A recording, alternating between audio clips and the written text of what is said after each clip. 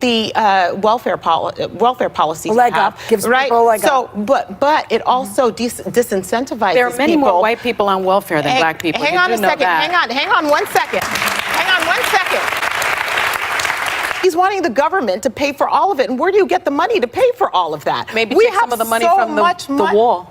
Well, let me ask. Okay, now we're getting into a complete. Wait a minute. When people are saying the FBI is politicized, I say that is not true. What is happening is you have politicians attempting to politicize the FBI to undermine the Russian intelligence investigation.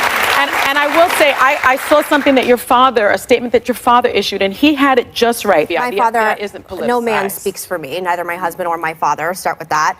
Thanks for trying to clap. Women have to get it. The norms have changed. The dynamics have changed. If you feel your personal space is violated, say so, and say so at that moment. We also have a responsibility as women to be and act empowered. You know, in every instance, there is a power dynamic. I'm sorry, we're talking about the Vice President of the United States. And in certain instances, he was stumping for women.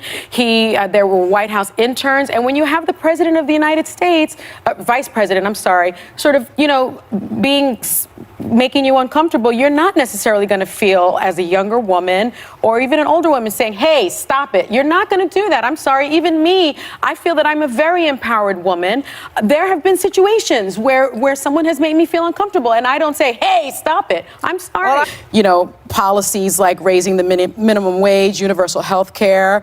I don't know that those are really that left. I think when you poll the American, they want it. Yeah, when you poll Americans, they want that, and I too think that healthcare should be a right. I think when you get ill, you need to be taken care of. Don't we want that in our society? We're actually one of the only countries that don't have something like that. And because the primaries, it seems like, has moved on the Democratic side has moved more left. I do not think that the Democratic Party has gone so far left. I actually think that that's sort of a Republican talking point. I think Republicans really wish that the Democratic Party moved so far left. I think the Democratic Party is a really wide umbrella. So I'm thinking about the low-income jobs that a lot of the New Yorkers needed. I mean, we're talking about a place to rebut that, though. When I'm talking, but let me finish my point. Let me finish my point. So I was wondering, why not then train local people for those jobs? Why not bring in other types of jobs? I mean, you're talking about a place that has the Queensbridge houses. It's the largest public housing complex in the country. It would have been close proximity to the new headquarters. Why not have a partnership with those folks? It's 60% of its households rely on food stamps. Have a partnership there.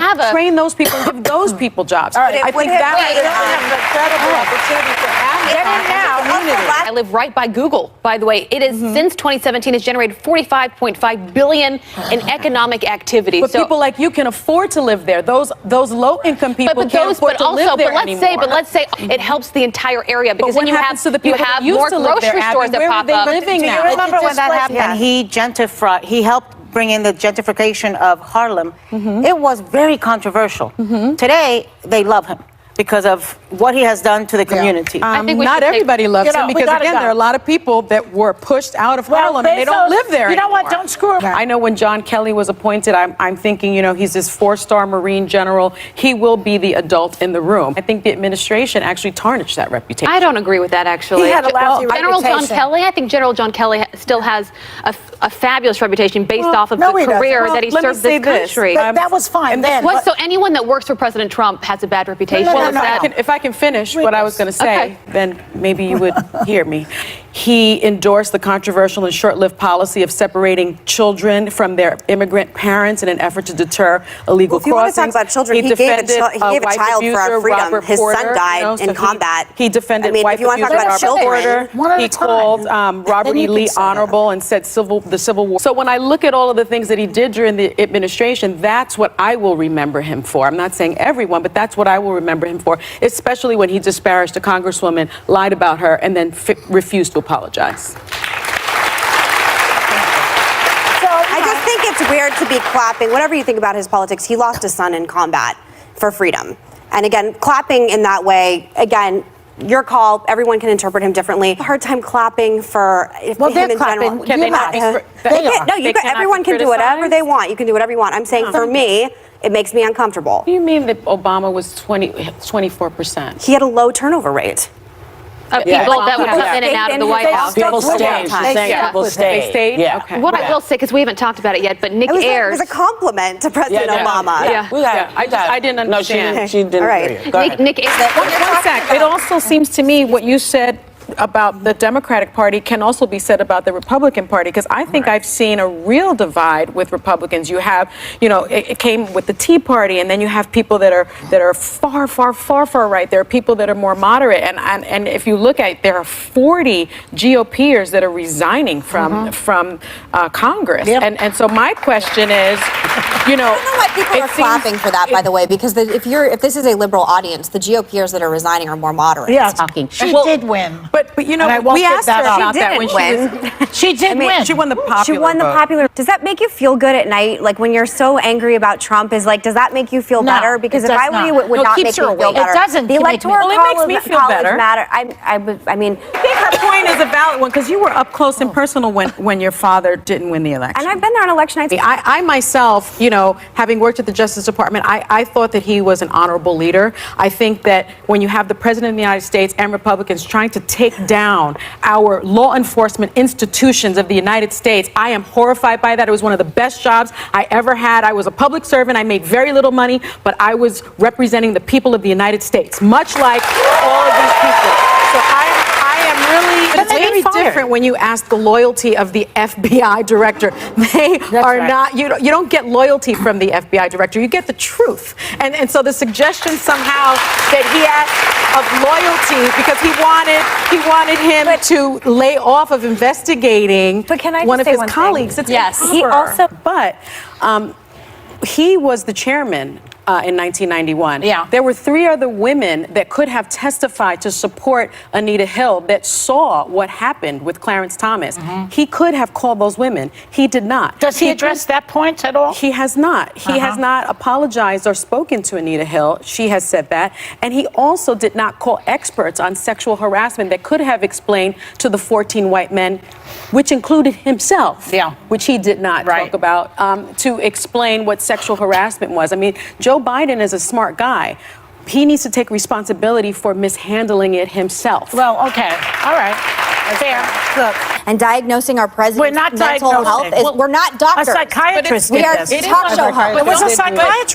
But you know what? I don't think that if this is true, I don't think it's a stretch to, and when you know the facts that his father had Alzheimer's for 6 years and then died. My father has glioblastoma. Does that mean I'm going to get it? No, not necessarily. Wait a second, but there is an increased risk of having Alzheimer's if your father has it. And that's one of the problems I think that we have in terms of the review of our presidents. The president is not mandated to have a medical examination. I have to stop and we now should talk about because that. But I think the problem is when you put the Obama administration up as this pristine, scandal-free, perfect administration that never did anything wrong, for conservatives and Republicans, there were a lot of policies that were put into place. But I'm saying there was a lot of policies put into place that rational conservatives disagreed with. And I think part of the problem is it feels very judgmental. If you didn't like the Obama administration and you have a problem with the Iran deal, that's how you got Trump, is because you're lecturing all of us about us not thinking it was a pristine administration. But it's very different when you consider a president who they're who perfect. lies about Republicans aid, are who evil. lies I about know. aid given to Puerto Rico. He said Puerto Rico got $91 billion. That is a lie, Mr. President.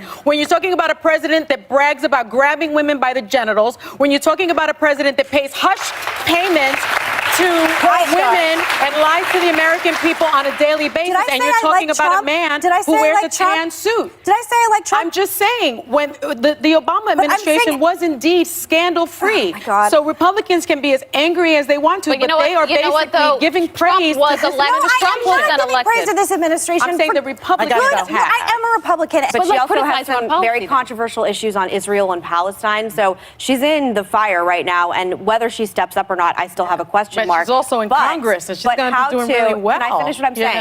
know? But when she goes forward now, and again, if we're going to do this moral relativism, well, it's just as bad here as it is in North Korea, then there's no point of this conversation the whatsoever. point isn't that it's just as bad. The point is, does this president care about human rights violations around the world. My point is, if he doesn't care about the human rights violations that are occurring in this country, then why should he care about human rights violations? I mean, he emboldened racism by equivocating on white nationalism. But no, I'm not saying there's not. Well, there are consequences. There are consequences. You know, you make choices.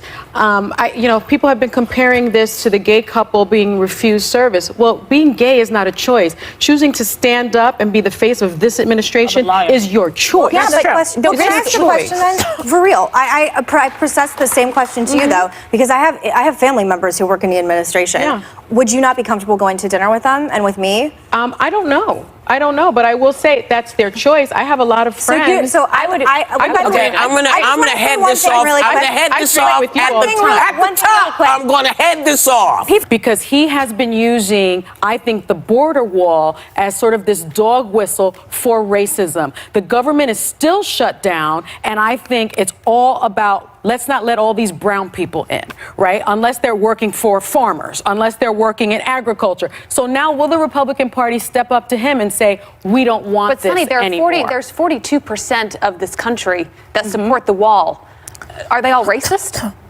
That's a good question. I'm asking you that. I don't think so. I don't think so. I think there are a lot of people that believe in security. I don't know. Is Donald Trump racist?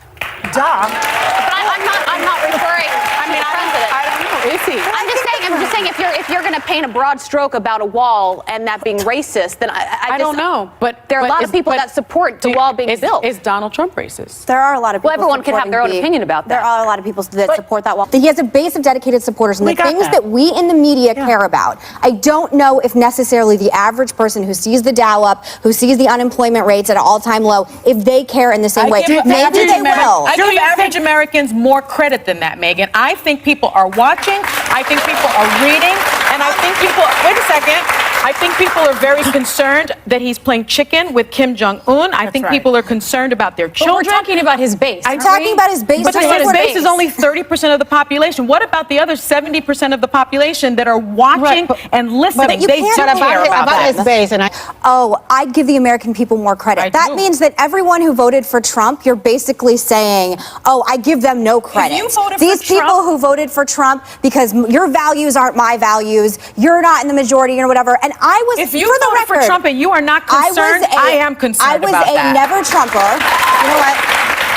I'm concerned. When you have a choice between an alleged pedophile and a man who put KKK members in prison as the U.S. Attorney of Alabama, there is no real choice. People need to put country before party. Well, that's what they did. That's what they did in Alabama. Well, I don't know why he lost. That's what they did in Alabama. Your candidate won. Yeah, we know. So what's I don't understand what the argument still is.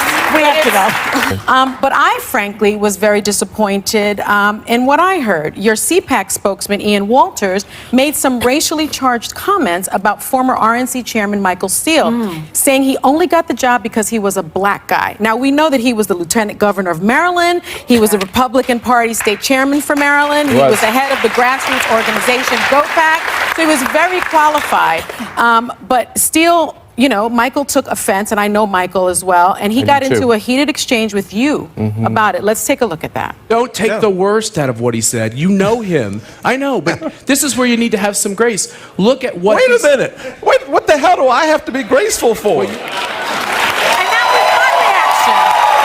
That was my reaction. I mean, what the hell does Michael Steele have to be graceful for? And he stepped away from it and said, no, I'm talking about Michael being unsuccessful. I'm talking about the job that he did. Then why did he call him a black guy? And why did you think that Michael needed to be more graceful about it? Because when someone, I respect the right way to him, handle and I let him by talk. shutting down racism? Is that the right way to handle it? Absolutely. Then why did you do that? Why did you do that? Because when You're a Notre Dame Catholic. That's what we're called upon to do. You're right. I am right.